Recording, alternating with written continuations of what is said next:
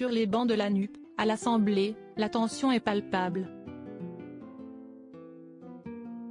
En septembre dernier, Adrien Quatennens avouait publiquement avoir giflé et harcelé son épouse, Céline, alors qu'il était au bord de la rupture à l'automne 2021.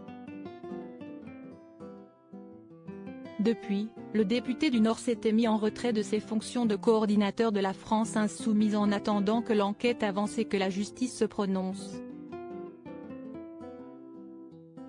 Cela a été le cas. Ce mardi 13 décembre, l'élu lillois a été condamné à 4 mois de prison avec sursis pour violence conjugale et suspendu, par une décision de LFI, du groupe parlementaire pour la même durée. Mais pour une large partie de son clan politique, Adrien Quatennens n'a plus sa place dans leur rang. Et elle le fait savoir. Après que le trentenaire a commenté sa condamnation dans La Voix du Nord et sur BFM TV en reconnaissant sa peine mais en disant avoir assez payé pour ce geste, les femmes politiques de son camp n'ont pas caché leur ressenti. Comme beaucoup, je ressens un profond malaise face aux interviews d'Adrien Quatennens. Après une condamnation pour violence conjugale, on ne va pas à la télévision pour minimiser ou contextualiser en dévoilant le passé de la victime.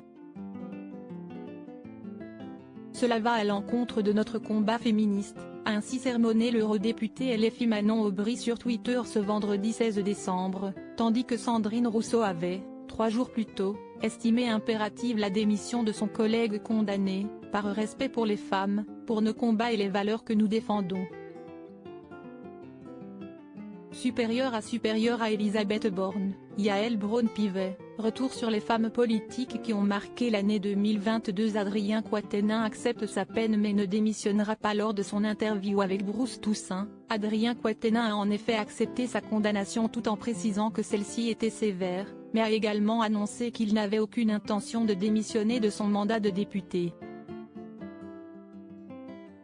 Il y a eu une enquête fouillée, des auditions, des témoignages, des expertises psychologiques, il y a eu mon téléphone passé au crible et l'enquête a conclu que je n'étais pas coupable de violences répétées, de harcèlement et a reconnu ce que j'avais reconnu publiquement, cette gifle, a-t-il explicité, faisant référence au communiqué de sa femme Céline, publié le 23 novembre dernier via l'AFP, et dans lequel elle s'est dite contrainte de briser le silence face aux déclarations erronées de son mari. Elle a ainsi révélé avoir subi les colères, crises et violences physiques et morales du père de sa fille depuis plusieurs années. Crédit photo, Imago panoramique.